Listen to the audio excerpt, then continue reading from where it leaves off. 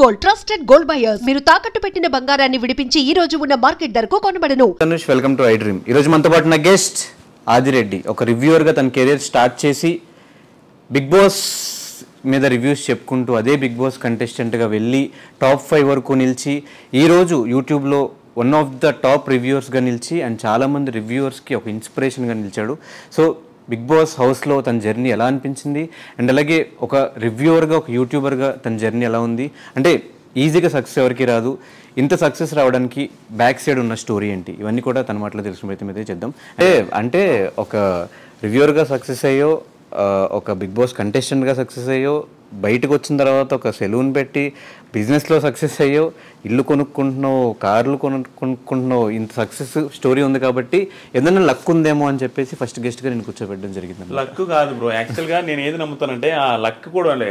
యాక్చువల్గా ఏంటంటే నా లైఫ్ ఇది నేను చూసిన తర్వాత నేను నమ్మేది ఏంటంటే ప్రతి మనిషికి ఒక పర్టికులర్ టైం ఒక పాయింట్లో మనది టర్న్ అవుద్ది, ఆ తర్వాత ఎవడు ఆపలేడు. మళ్ళీ బ్యాక్ వెళ్ళిపోతాను, అతి చేష్టలు చేసామంటే మళ్ళీ డౌన్ అవుతావు.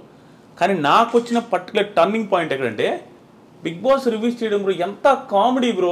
జీవితంలో ఎవడైనా బిగ్ బాస్ షోని చూసి మళ్ళీ చెబితే దానివల్ల లైఫ్ సెటిల్ అయిపోద్దని ఊహించలేం. చాలామంది సెటిల్ అయినాయి, నాకు మాత్రం షాకింగ్. మిగతా వాళ్ళందరికీ నాకు డిఫరెన్స్ ఏంటంటే అందరు లైఫ్లు సెటిల్ అవ్వచ్చు, నా లైఫ్ సెటిల్ అవ్వడమే కాకుండా బిగ్ బాస్ కంటెస్టెంట్ లోపల పోయి వచ్చా. అది చాలా మిరాకిల్. అది వెళ్ళి రావడం, అక్కడ సక్సెస్ అయ్యి రావడం. అక్కడ నాకు టర్నింగ్ పాయింట్ ఎక్కడ వచ్చిందంటే హెవీ ప్రాబ్లమ్స్ ఫేస్ చేసిన ఆదిరెడ్డి. ఎంత ప్రాబ్లమ్స్ అంటే నేను హార్ట్ఫుల్గా చెప్తున్నా, చాలామంది యూత్ అసలు ఫేస్ చేస్తుండ్రు, అన్ని ప్రాబ్లమ్స్ ఫేస్ చేశా.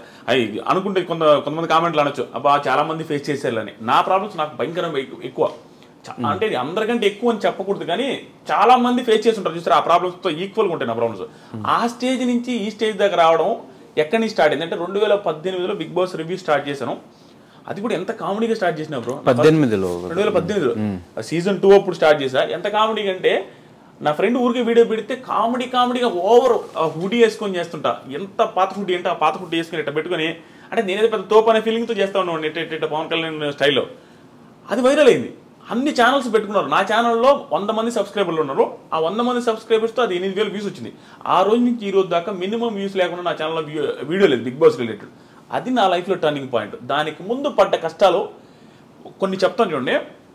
నేనదే లక్ అన్నా చూసారా, ఆ లక్ ఆ టైం ఉంది చూసారా, అది కలిసి వస్తే ఎవడు ఆపలేడు. నాకు కలిసి వచ్చిన పాయింట్ ఇది. దానికి ముందు 30 ఇయర్స్ బ్రో. నాకు ఈ ఇంటర్వ్యూలో నాకు తెలిసి నేనే మాట్లాడతాను ఎక్కువ, నాకు అట్లా అనిపిస్తుంది ఒక్కోసారి. అందుకే నేను ఇంటర్వ్యూస్ ఎవరైనా నేను ఎందుకు ఇవ్వనంటే నేను హార్ట్ఫుల్ గా మాట్లాడేసి నాకు ఆనంద బాష్పాలు వచ్చేస్తాను. నా లైఫ్ జర్నీ గురించి నేను చూసుకుంటే యాడ్ నుంచి యాడికి వచ్చానని నాకు తెలియకుండా నాకు వేరే వాళ్ళ ముందు ఎమోషనల్ అవ్వడం నాకు ఇష్టం ఉండదు. నేను ఎమోషనల్ అయిపోతా. నాకు అలా అనిపిస్తుంది. ఎందుకంటే ఎన్ని పీక్ ప్రాబ్లమ్ చూసి ఇప్పుడు ఎంత హ్యాపీగా ఉన్నాను నాయనని. ఇప్పుడు 30 ఇయర్స్ ఉన్నాయి బ్రో. ఎప్పుడు ఆర్డినరీ పర్సన్ ఎవరైనా కంపేర్ చేసుకోవచ్చు నాది. ఇప్పుడు 2018లో 30 ఇయర్స్, 2018లో 30 కాదు, 2018లో నాకు 28 ఏమో, నా పెళ్ళి 8 ఏమో 30 ఇయర్స్. ఓకే. సో 30 ఇయర్స్ వరకు నేను 29 ఇయర్స్ వరకు నేను సెటిల్ అవ్వలేదు. సెటిల్ ఇన్ ద సెన్స్ ఏమీ లేదు నా లైఫ్లో. మా ఒక సింధనూరు అనే కూర ఉంటుంది, నేను ఇది ఎక్కడ చెప్పలా. నేను ఎలక్ట్రికల్ ఇంజనీర్. కొన్ని నేను చెప్పలేను, మరి ఓవర్ డ్రామాటిక్గా ఉంటుంది నా లైఫ్ స్టోరీని. కొన్ని చెప్పను, ఈరోజు కొన్ని చెప్పలేను. కానీ ఎందుకు చెప్పాలి అంటే ఆడియన్స్లో మీరు రివ్యూ స్టార్ట్ చేసిన తర్వాత మిమ్మల్ని చూసి ఓకే ఇలా కూడా సంపాదించేసి డబ్బులు అని చెప్పి యూట్యూబ్లో చాలామంది రివ్యూ స్టార్ట్ చేసిన వాళ్ళు ఉన్నారు, వాళ్ళు సక్సెస్ అయ్యి వాళ్ళ లిమిట్లో వాళ్ళు సంపాదించుకుంటున్న వాళ్ళు కూడా ఉన్నారు. కాబట్టి ఇలాంటి స్టోరీస్ అని వింటే అందరికీ ఇన్స్పిరేషన్గా ఉంటుంది కాబట్టి అడుగుతున్నా క్వశ్చన్. సింధనూరు అనే ఊర్లో నేను ఎలక్ట్రికల్ ఇంజనీర్ అయి ఉండి పరిస్థితి బాగాలేక సివిల్ ఫీల్డ్లో సివిల్ ఇంజనీర్ యాక్టింగ్ చేస్తూ తార్ రోడ్ల దగ్గర ఇలా పెట్టి ఆ మీటర్ ఉంటుంది, ఓన్లీ సివిల్ ఇంజనీర్స్ కంపేర్ చేసుకోవచ్చు, వాళ్ళకి అర్థమవుతుంది ఎన్ని సెంటీమీటర్స్ తారు వచ్చిందని ఇటు చూడాలి వంగి. అది చేసేవాడు నేను. మొత్తం నల్లగా అయిపోయి తార్ రోడ్డు దగ్గర 13,000 14,000 ఇచ్చేవాళ్ళు. అక్కడ పని చేస్తున్నప్పుడు అక్కడ చిన్న రూమ్ ఇస్తారు మాకు. ఆ రూమ్లో ఉన్నప్పుడు మా నాన్న ఒకరోజు కాల్ చేసిండు, బాధపడతా. అప్పుడు పోయి పొజిషన్ చాలా బ్యాడ్గా ఉండేది అనమాట. ఎట్టకొట్టి చేసుకోరా, సెటిల్ అవ్వరా, నువ్వు నీది ఒకటే నాకు బాధ. ఎందుకంటే బాధ నాది ఒకటే కాదు, మా చెల్లెళ్ళు బ్లైండ్, మా చెల్లికి కనిపించదు, మా చెల్లి పెళ్లి చేసుకొని అంటుంటుంది, అదొక పక్క మా నాన్నకి బాధ ఉంది. ప్లస్ మా మదర్ సూసైడ్ చేసుకొని చనిపోయి ఉన్నారు, అదొక బాధ ఉంది. ఫైనాన్షియల్గా బీభత్సమైన ప్రాబ్లమ్స్లో ఉంది, పీక్ ప్రాబ్లమ్స్. 11 లక్షల చిల్లర బ్యాంకులో లోన్స్ ఉన్నాయి మా నాన్నకి. నాకు తెలుసు, నేను రాజకీయాలు పెద్ద కాన్సన్ట్రేట్ చేయను కానీ ప్రతిసారి ఎలక్షన్లకు ముందు ప్రతిసారి దేవుని మొక్కునేది తెలుసు. ఒకప్పుడు మా నాన్న మా అకౌంట్లో అదే మా లోన్స్ ఏదైతే ఉంటాయో చూస్తారు అగ్రికల్చర్ లోన్స్ అవి అయితే వెళ్ళిపోవాలా, అది ఎవడు హామీ ఇస్తే వాళ్ళు గెలవాలని కోరుకునేది. చాలామంది ఇచ్చారు అట్లాంటి హామీలు, ఈసారి అగ్రికల్చర్ లోన్స్ మొత్తం పోతాయి, వాళ్ళు ఇచ్చారు వీళ్ళు ఇచ్చారు, అన్ని ఈ గవర్నమెంట్ ఇచ్చింది ఆ గవర్నమెంట్ ఇచ్చింది. ప్రతిసారి నేను ఎవరికి హామీ ఇస్తే వాళ్ళు గెలవాలనుకున్నాను. అంటే నాకు లైఫ్లో ఇంకేం గోల్స్ ఉండేది బ్రో. నా లోన్స్ క్లియర్ అయిపోతే మా నాన్న హ్యాపీ, నేను హ్యాపీ అనుకున్నాను. అలా మా నాన్న ఆ రోజు సింధనూరు దగ్గర ఫోన్ చేసినప్పుడు బాధపడతా మాట్లాడాడు, అది నాకు ఇప్పటికీ గుర్తుంది. ఆ రోజు నుంచి మళ్ళీ ఆ 30 ఏళ్ళు అని చెప్పేసి పెళ్ళి అయ్యే రోజు వరకు నాకు పిల్లని ఎవరు ఇచ్చేవాళ్ళు లేరు బ్రో. అంటే ఇంకా నా పెళ్లి గురించి టాకే వచ్చేది లేదు మా ఇంట్లో.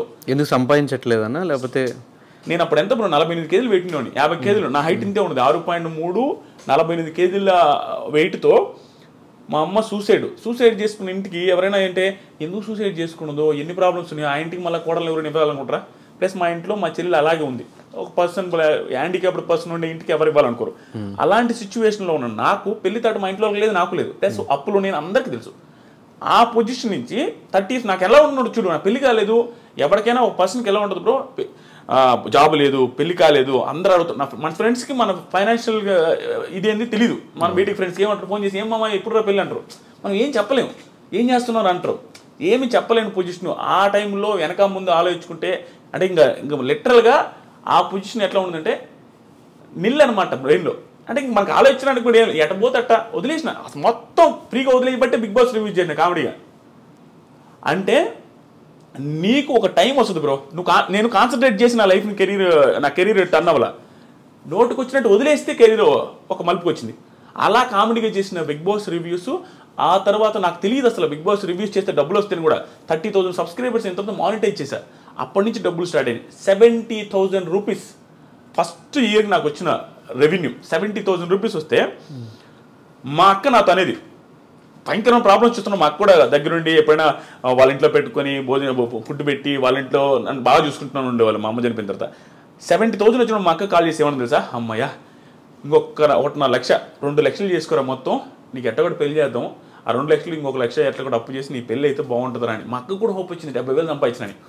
అక్కడ స్టార్ట్ అయిన నా జర్నీ లాస్ట్ బిగ్ బాస్ రివ్యూస్లో ఒక మంత్కి 39 లక్షలు మీరు ఆల్రెడీ చూసుంటారు, అక్కడ దాకా వచ్చింది. నేను ఈ వీడియోలో ఇవి చెప్పేది పొగరుగా చెప్పట్లేదు బ్రో. కొంతమంది జెన్యూన్గా చెప్తున్నాను, కొంతమంది ఫ్యామిలీస్ కానీ కొంతమంది ఫ్యామిలీస్లో ఉండే పేరెంట్స్ కానీ స్ట్రగుల్ని తీసుకోలేక సూసైడ్ చేసుకుంటారు. ఎగ్జాంపుల్ మా మదర్కి పీక్ ప్రాబ్లమ్స్. మా ఇంట్లో అందరికీ ఏంటంటే ఆస్తులు ఉండేవి బ్రో. ఆస్తులు ఎలాంటి ఆస్తులు, మెట్ట ప్రాంతం అది. ఆస్తులు అయితే ఉంటాయి చెప్పుకోవడానికి, 8 ఎకరాలు 9 ఎకరాలు 10 ఎకరాలు అంటారు, కానీ అవి ఎవడు కొండవు దాంట్లో పంటలు పండవు. ప్లస్ పల్లెటూరులో ఉండేవాడు పీక్ ప్రాబ్లమ్స్ వచ్చినా అవి అమ్మడు. దానివల్ల ఆస్తులు కొంచెం ఉన్నప్పటికి కూడా ప్రాబ్లమ్స్ ఎప్పుడు ఉండే, చేతిలో డబ్బులు ఉండేది లేదు. బర్రెలు ఉంటాయి, బర్రెలు మొత్తం మా అమ్మాయి చూసుకుంటుంది, గెడ్డి మోపులు తెచ్చేది మా అమ్మాయి, వ్యవసాయం చేసేది మా అమ్మాయి, నిమ్మతోట ఉండేది అది కూడా పోయిందిలే, అక్కడికి పోయేది మా అమ్మాయి, మాకు వండి పెట్టేది మా అమ్మాయి, 4 పిల్లకాయలని అన్నీ చూసుకునేసరికి మా అమ్మకి బాగా, మా అమ్మ కూడా హైట్ ఎక్కువ సన్నంగా ఉండేది. అంత ప్రాబ్లమ్స్ ఫేస్ చేస్తే ఒకసారి హోటల్ ఉండేది మాకు. ఎంత ప్రాబ్లమ్స్ అంటే ఒకసారి ఊహించుకుంటేనే అంటే నేను పేరెంట్ అయిన తర్వాత మా ఇంట్లో వాళ్ళు ఎంత స్ట్రగుల్ అయి ఉంటారో మా అమ్మ అనిపిస్తుంది. మా వైఫ్ని చూసిన తర్వాత హోటల్ ఉండేది, చిన్న హోటల్, ఊర్లో రేకుల షెడ్ వేసి ఒక హోటల్, మా సొంత ప్లేసే కాబట్టి అక్కడ పెట్టాము.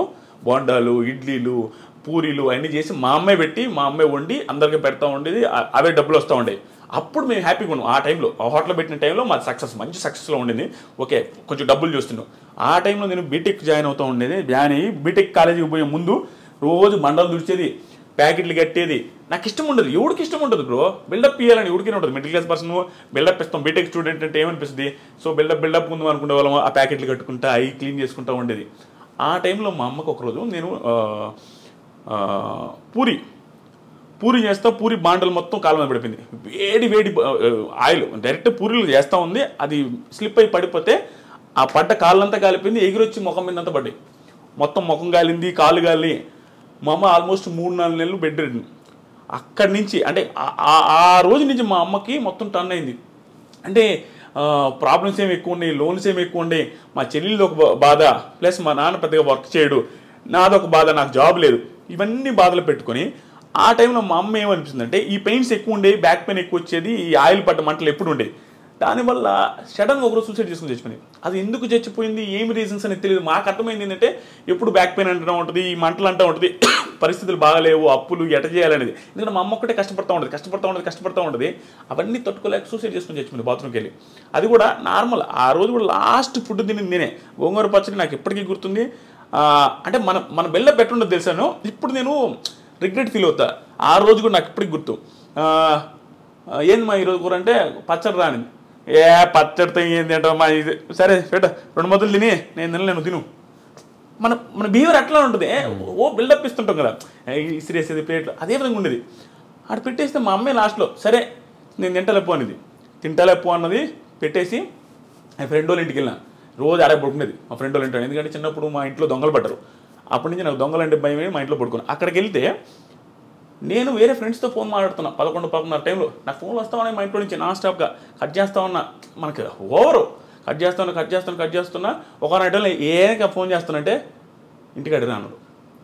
మర్చిపోయి నేను ఫోన్ ఎత్తకపోతే నా ఫ్రెండ్ లోపల ఇంట్లో ఉన్నాడు. వాడికి ఫోన్ చేసి అది ఏంటి ఫోన్ ఎత్తట్లేదు, ఒకసారి ఇంటికి రమ్మని రా. వాళ్ళకి మా అమ్మ చచ్చిపోయిన విషయం చెప్పేశారు. అలా చెప్పేశారు. నేను బయట ఫోన్ మాట్లాడుతున్నా నైస్గా. వాడు పప్పు తిన్న అన్నంతో వచ్చిండు బయటికి వచ్చి, మామ మీ ఇంటి దాకా పెద్ద మామ అన్నాడు. నువ్వు పోయి రాపరా, మీ అన్నతో నాకు పని ఉందంటే నువ్వు పోయి రాపరా. వాడేమనంటే ఎక్స్ట్రా చెప్పుడు రామావ అనేసరికి సరే అని నేను ఫోన్ పెట్టకుండా మధ్యలో కూర్చొని బైక్లో మాట్లాడుతూ ఉన్నా. వాడులో మా ఫోన్ పెట్టి మామ అన్నాడు. ఫోన్ పెట్టి అన్నాడు.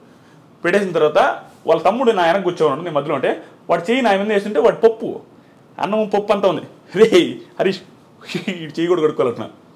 రే మనకేం తెలియదు కదా, ఇటు చెయ్యి కూడా కడుక్కోలే ముండనాయుడు అంటా ఉన్నా.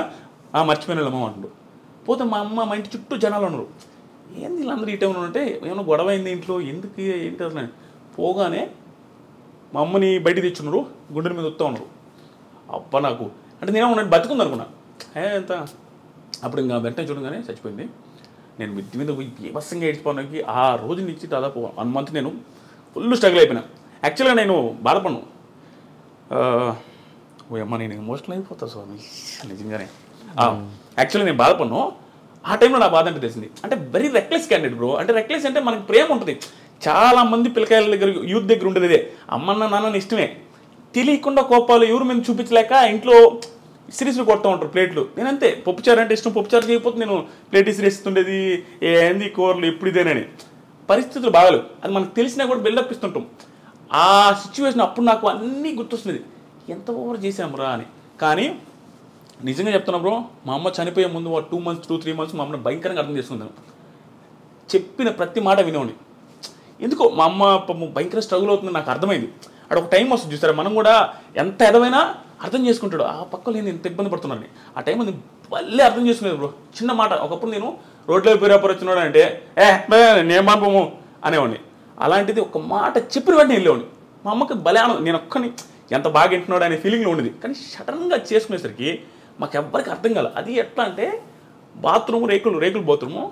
మా అమ్మ 5.7 5.8 ఉంటుంది, ఆ ఎత్తు 5.9 ఉంటుంది అంతే. ఆ బాత్రూమ్ అంటే మనిషి ఊరేసుకొని ఏలాడాలంటే కాలు తగులుతుంటాయి. ఎలా ఎంత ఇబ్బంది పడి ఊరేసుకున్నదని మాకు ఇప్పటికీ ఆశ్చర్యంగా అనిపిస్తుంది. ఎంత పెయిన్ ఉంటే బాధపడదని. ఈ సుత్తంతా నేను ఎందుకు చెప్తున్నా అంటే, సుత్తి కాదు, చాలా మందికి ఇది ధైర్యాన్ని ఇవ్వాలి నాకు.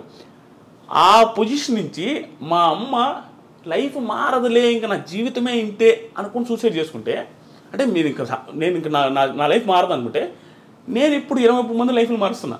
నేను సెలూన్ పెట్టి నా సెలూన్లో 20 మంది పనిచేస్తున్నారు, నా చుట్టూ 5-6 మంది ఉంటారు, వాళ్ళ లైఫ్లు నేను చూసుకుంటూ ఉంటాను. ఇన్ని లైఫ్లు నేను మారుస్తుంటే మా అమ్మ లైఫ్ మార్చలేను అనుకున్నది. హోప్లెస్గా అయిపోయి సూసైడ్ చేసుకుని చచ్చిపోయింది, ఇంకా ఆనందం ఉంటుంది. అదే మా మదరు సూసైడ్ చేసుకోకుండా ఎదిరించి పోరాడి ఇక్కడ దాకా ఉండుంటే ఈరోజు మా మదర్ ఉన్నప్పుడు నా సక్సెస్ ఇంకా ఎక్కువ ఉండేది కూడా, ఆనందంలో ఇంకా హ్యాపీగా ఉండదు. ఇప్పుడు మేము వీడియో చేస్తున్నాం, మా అమ్మ మదర్ కూడా మా వీడియోస్లో ఉండుంటే ఇంకా ఎంత బాగుంటుంది. ఇవన్నీ ఆలోచించుకుంటుంటే నాకు అనిపిస్తుంది, ఒరే నాయన సూసైడ్ ఎందుకు చేసుకుంటారో, నా లైఫే బెస్ట్ ఎగ్జాంపుల్. అసలు టర్నింగ్ పాయింటే ఉండదు, హ్యూజ్ ప్రాబ్లమ్స్ కానీ మా అమ్మ సూసైడ్ చేసుకున్నది. నా లైఫ్ ఈరోజు ఎట్టుంది, ఏ రకంగా ఉంది. మా ఊర్లో ఇంకొక ఎగ్జాంపుల్, నేను క్వశ్చన్ కూడా అడగ, నేను నాకు మా ఊర్లో చిన్న ఎగ్జాంపుల్ చూడండి లైఫ్ మారడానికి. నేను జస్ట్ ఒక ఇంగ్లీష్ మాట మాట్లాడితే యా అన్న ఒకరి ముందు, ఏదో అడిగితే యా అంటే మేము కానీ మెతుకులేదు కానీ ఇంగ్లీష్ రా నీకు అన్నారు. నేను 10th చదివేటప్పుడు ఆ పొజిషన్ అట్లా ఉండేది మాకు. ఆ రోజు నుంచి నా దగ్గర అప్పు తీసుకున్న వాళ్ళు 10,000 ఎగ్గొట్టారు. అది అక్కడ దాకా వచ్చి ఇవన్నీ మా అమ్మ చూడలే అయిపోయింది. ఇప్పుడు ఇంట్లో వాళ్ళకి ఎట్ట బ్రో, పల్లెటూరు ఆడవాళ్ళకి ఎట్ట, మా కొడుకు 30,000 శాలరీ అయితే 50 చెప్పుకుంటారు, అదే వాళ్ళకి ఆనందం. ఇవన్నీ మా అమ్మ చూడలేకపోయింది. ప్లస్ బంగారం ఉండేది లేదు. ఏ పెళ్ళిళ్ళకి పోయినా మా అత్తోళ్ళ దగ్గర తీసుకుని పోయేది. ఆ పొజిషన్ నుంచి ఈరోజు ఏమైనా కొనిచ్చే పొజిషన్ చూడలేకపోయింది. అందుకని ఆవేశపడకూడదు మనిషి. ప్రతి ఒక్కడికి నేనే సక్సెస్ అయినా బ్రో, నా దగ్గర టాలెంట్ లేదు, నేను జెన్యున్గా ఒప్పుకున్నా, నా దగ్గర ఏ టాలెంట్ లేదు, మాట్లాడతా అంతే, ఏది హార్ట్ఫుల్గా మాట్లాడతా, ఏది అనిపిస్తే అది మాట్లాడతా. టాలెంట్ లేని నేనే పెద్దగా చదివాను కూడా కాదు, ఓకే ఏదో వచ్చాయి. అలాంటి పర్సన్ నేనే సక్సెస్ అయిపోయి నా లైఫ్ మా ఫ్యామిలీ లైఫ్ మార్చేస్తే ఎంతోమంది బీభత్సమైన టాలెంట్ ఉంటుంది, వాళ్ళు ఎందుకు చచ్చిపోవాలా, వాళ్ళు ఎందుకు సూసైడ్ చేసుకోవాలి, నాకు అర్థం కాలే. నువ్వు వెయిట్ చేయి. బిగ్ బాస్ తుప్పాస్ బిగ్ బాస్ చాలా మంది ఆ షోని తిట్టుకుంటూ ఉంటారు, ఇప్పుడు తెలియదు ఉంది అది ఒక షోనా అంటారు. ఇన్ని చెప్తుంటే ఆ షో ఒక లైఫ్ మార్చింది, ఒక ఫ్యామిలీ లైఫ్ మార్చింది, మా తరాన్ని మార్చింది. ఇక్కడ నుంచి మా తరం స్టార్ట్ అయిపోద్ది, మా ఒక జనరేషన్ మార్చినట్టే. దాంతోపాటు నా చుట్టూ ఉండే వాళ్ళకి 20 మంది బతుకుతున్నారు. దీంట్లోనే కెరీర్ ఎత్తుకోగలిగిన టైం వస్తే, అన్ని కలిసి వస్తే. అలాంటిది వేరే వాళ్ళు ఎందుకు ఎత్తుకోలేరు, చదువుకొని బాగా చదువుకున్న వాళ్ళు. సో నేను ఈ ఇంటర్వ్యూలో కానీ ఎక్కడొచ్చినా నేను ఈ పాయింట్ నా జీవితం మొత్తం చెప్తా ఉంటా, సూసైడ్లు చేసుకోవద్దు. ఏ లైఫ్ ఏ టైంలో నీకు రోడ్డు మీద ₹1,00,00,000 దొరుకుతుందో తెలియదు. నీకు ఏ పిల్ల నిన్ను నచ్చి ఆ పిల్లకి 100 కోట్ల రూపాయలు నీకు తెలియదు. నీకు ఎక్కడైనా చేంజ్ అయిపోవచ్చు, నీ లైఫ్ మొత్తం డిజాస్టర్ నుంచి హై క్లాస్లోకి వెళ్ళిపోవచ్చు.